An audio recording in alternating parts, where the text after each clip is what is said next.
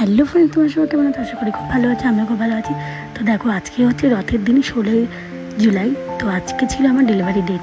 তো সেই জন্য সকাল সকাল আমি উঠে পড়েছি, আর দেখো রেডি হয়ে নিচ্ছি। আর এদিকে আমি তাড়াতাড়ি করে ব্যাগ ট্যাগ গুছিয়ে নিয়েছি। এদিকে দেখো, আমি রথের দিনকে সকালে সকাল উঠে সমস্ত দেবদেবী ঈশ্বরকে পুজো করে গপুকে সেবা দিয়ে আমি আশীর্বাদ নিয়ে আমরা কিন্তু এবার বেরিয়ে পড়বো হসপিটালের উদ্দেশ্যে।